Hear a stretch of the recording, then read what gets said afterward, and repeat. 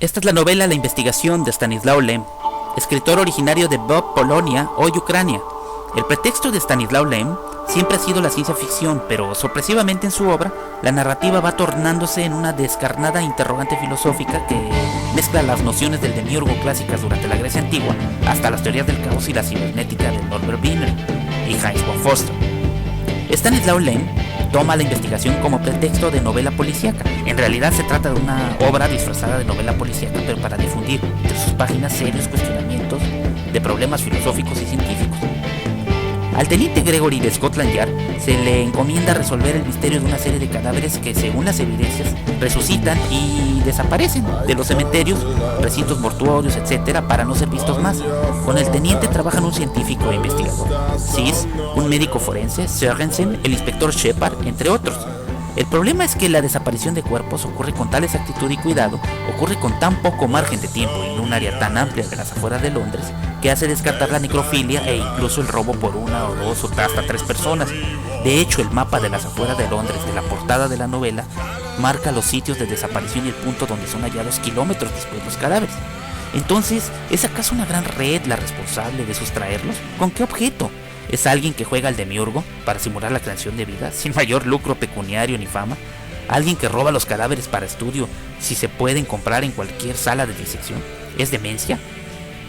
En pocas palabras, en esta novela el tono triunfalista del acopio de pruebas y datos duros basados en la ciencia, basados en la simple física clásica, no brinda más ayuda a la policía para resolver misterios como este, que cobran mayor sentido a la luz de la superstición y de teorías como las del caos o el principio de incertidumbre de Werner Heisenberg enunciado en 1927. A lo largo de sus obras, Lem se burla del progreso, se ríe de la falsa seguridad que da la racionalidad occidental. Escribe obras de ciencia ficción donde reflexiona si el incremento de enfermos de cáncer en determinadas zonas del mundo no tiene relación con los casos misteriosos de cadáveres que desaparecen.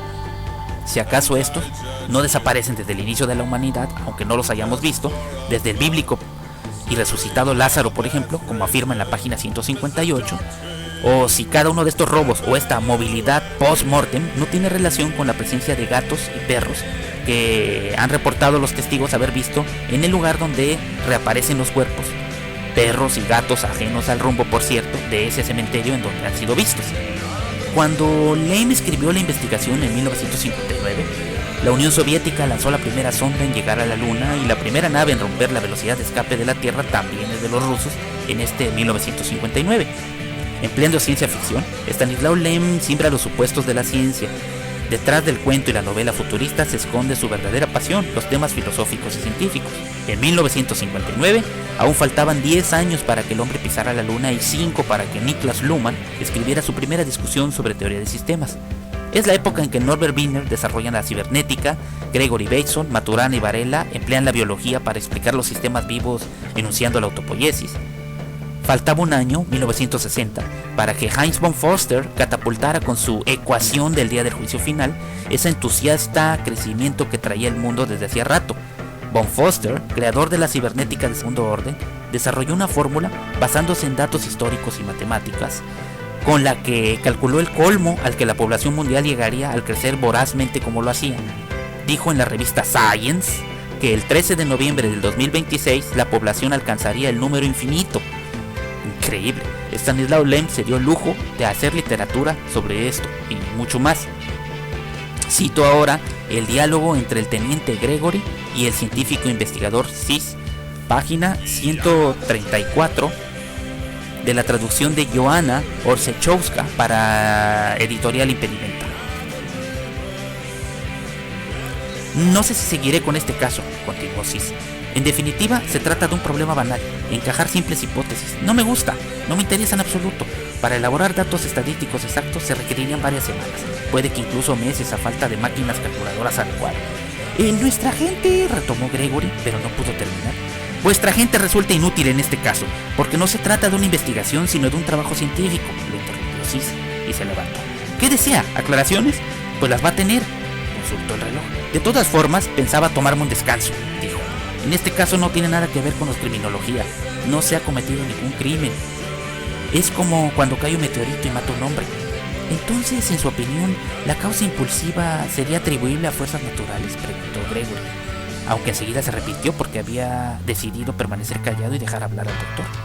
No me interrumpa, por favor, no tengo tiempo de discutir con usted. ¿Saben qué consisten las llamadas fuerzas naturales? Yo no. El problema que se nos presenta es de estrictamente metodológico, y su capa externa, de naturaleza aparentemente criminal, ha dejado de interesarme hace ya tiempo. Lo cierto es que nunca me ha interesado. Se acercó a la pared sin dejar de perorar, encendió la luz del techo y lanzó una mirada al teniente. «Mire aquí», dijo señalando al armario abierto. Gregory se acercó y vio desplegado un mapa de Inglaterra, cubierto por una especie de finos sarpullidos rojos. Las sanguinolentas salpicaduras no eran uniformes, sino que se espesaban en algunos puntos. «Para usted esto no constituye un problema, por lo tanto la explicación carecerá, con toda seguridad, de valor, pero es la única que hay», dijo Sis con la misma sonrisa fría y sutil. «¿Reconoce el lugar que figura marcado con el tono más pálido?» «Sí, es el condado de Norfolk, la zona donde robaron el último cuerpo». «No, este mapa representa la distribución de enfermos de cáncer en Inglaterra a lo largo de los últimos 19 años. La zona donde los niveles de morbilidad resultan más bajos, un 30% por debajo de la media de los 50 años. Coincide con los límites de la zona en la que los cadáveres desaparecían. En otras palabras, he aquí una proporción inversa que refleja la fórmula que yo he enunciado en primer lugar». Su sonrisa, apenas perceptible, contenía algo ofensivo. «Nuestra primera obligación es respetar los hechos», continuó Sis, «y yo me he alejado de los hechos. Los cuerpos desaparecieron. ¿De qué modo? Con toda probabilidad se fueron andando a alguna parte. ¿Alguien les prestó ayuda? Sí, si usted como policía desea formularlo de esta forma. Les ayudó el mismo que hace que las conchas de caracol salgan invariablemente con la abertura hacia la derecha, aunque una entre 10 millones de casos salga con la abertura hacia la izquierda. Nos encontramos ante un factor de regularidad estadística, querido amigo. Mi trabajo consiste en descubrir la relación entre unos y otros acontecimientos. La ciencia nunca ha hecho ni hará otra cosa del todo. ¿Resurrección? Ni por asomo. Esas son palabras mayores. Es imposible que los cadáveres revivan, que sus corazones vuelvan a latir, los cerebros a pensar y que la sangre, ya coagulada, se pueda licuar de nuevo. Los cambios que se producen en un cadáver no son reversibles en este sentido. Otra cosa sería si me preguntara si los cuerpos se movieron, si cambiaron su posición en el espacio. A esta pregunta le respondería que sí. Pero estos no son solo más que hechos. He aquí las explicaciones. Se acercó aún más al mapa, levantando una mano. Ya no sonreía, hablaba apresurada, enérgicamente. Lo único que puede ser examinado es lo que dentro de la estructura de los acontecimientos arroja algún tipo de regularidad. En este caso, estaba presente esta regularidad. Lo que había que hacer era descubrir la relación de este acontecimiento con otros acontecimientos similares y lo conseguí. Se trata del procedimiento científico habitual. ¿Por qué las piedras caen? Por la fuerza de la gravedad. ¿Qué es la fuerza de la gravedad? No lo sabemos, pero somos capaces de describir su regularidad. Las piedras caen siempre, la gente se acostumbra a ello. El acontecimiento, sin dejar de resultar ininteligible para la comprensión del día a día, se vuelve habitual por la fuerza. Si los cuerpos de los humanos o de los animales se alejaran habitualmente y con frecuencia del lugar en que se producen su muerte, si esto ocurriera siempre, a la policía no le interesarían los casos acaecidos en Norfolk. Mi trabajo consistió en definir el lugar que ocupaba esa serie de fenómenos raros, inusuales y que por tanto llamaban la atención en el marco de una serie de fenómenos registrados, conocidos, existentes desde hacía tiempo. Desde hacía tanto tiempo que había dejado ya de sorprender a los transeúntes y de suscitar la curiosidad de la policía. Uno de estos fenómenos es la morbilidad por cáncer. Se pusieron a mi disposición los libros parroquiales de toda la región, así como los libros de registros de defunciones de los últimos 2 siglos. Me topé con importantes dificultades, dado que hace 50 años el cáncer no era una enfermedad que los médicos fuesen capaces de diagnosticar de la misma forma que lo hacen hoy en día. En la medida de lo posible, obtuve datos acerca del número de fallecimientos por cáncer y los fui reflejando en este mapa. Los resultados están delante de usted. Apagó la luz y a continuación regresó a su escritorio. Resumiendo al máximo, la morbilidad por cáncer posee su propia regularidad cíclica que la determina. Desde finales del siglo XIX ha ido en aumento, aunque de un modo no del todo regular. Cada vez más personas se enferman y mueren a causa del cáncer. La superficie del condado de Norfolk y sus alrededores constituyen una isla de movilidad relativamente baja. Quiero decir que se ha mantenido más o menos al mismo nivel a lo largo de los últimos 3 decenios. En cambio, dicha morbilidad ha seguido creciendo en las regiones contiguas.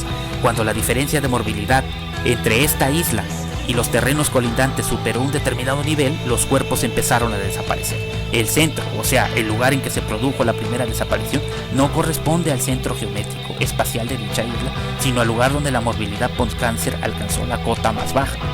Desde ahí el fenómeno se ha ido extendiendo como una oleada, siguiendo un determinado patrón a una velocidad constante en función de la temperatura media, etcétera, etcétera.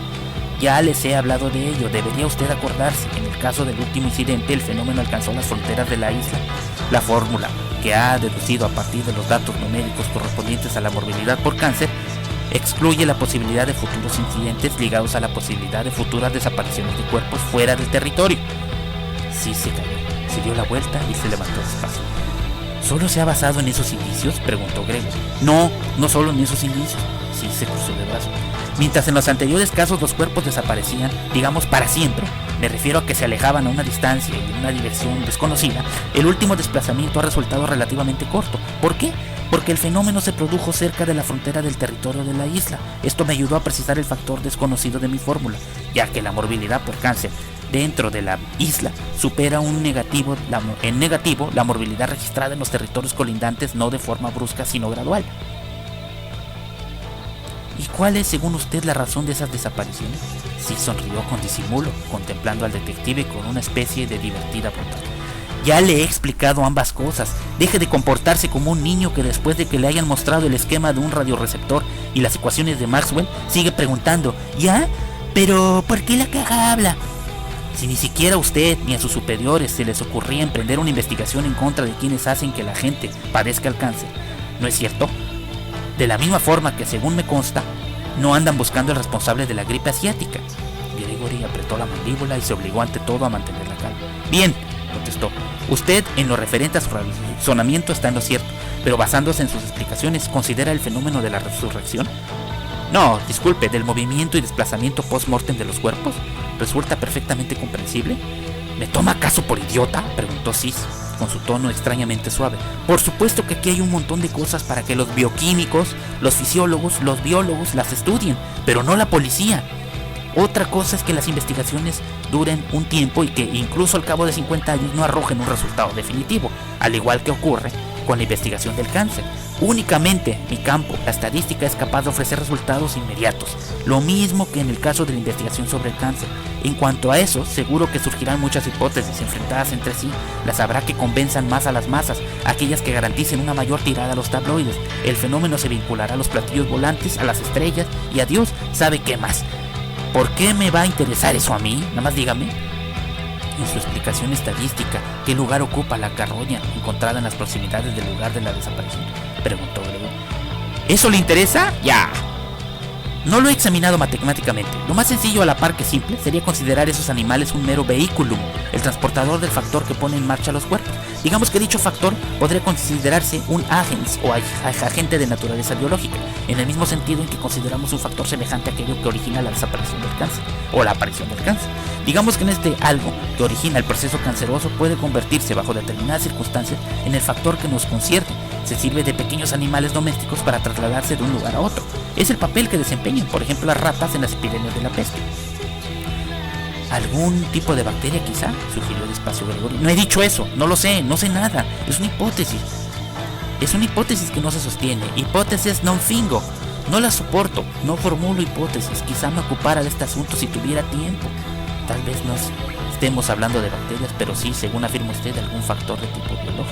Tengo la sensación de que usted es el primero que quiere forrarse a costa de esa historia. Ya tiene medio montado un jugoso artículo para la prensa acerca de los microbios inteligentes y todo eso, ¿no es así? Era la heroína y no la ira la que hacía temblar la voz de Sis. Gregory, como si no hubiera oído nada, se dirigía hacia el despacio, muy despacio, hablando cada vez más alto. En lo más profundo del territorio de baja morbilidad, el factor empezó a actuar con pleno conocimiento, como si un ser consciente se tratara, pero aún le faltaba algo, experiencia. A modo de ejemplo, no sabía qué para un cuerpo desnudo. ¿Cómo diría yo? Es un poco incómodo aparecer ante la gente, ya que puede originar ciertos problemas y dificultades. Al desplazar al siguiente muerto de la serie, se preocupó de disponer de una vestimenta adecuada. Con sus dientes de muerto arrancó la cortina que cubrió su desnudez, impropia incluso hasta la muerta. Más tarde aprendió a leer. En caso contrario, ¿cómo hubiera sido capaz de interpretar las previsiones meteorológicas? Parece estar usted muy al tanto. ¿Lo ha visto usted con sus propios ojos?, preguntó Sis. No, no lo he visto, pero sé lo que puede espantar a un agente inglés de policía, la danza macabra. Su conciencia debilitada les trajo, por lo visto, el recuerdo de Holbein y de juegos medievales de esqueletos.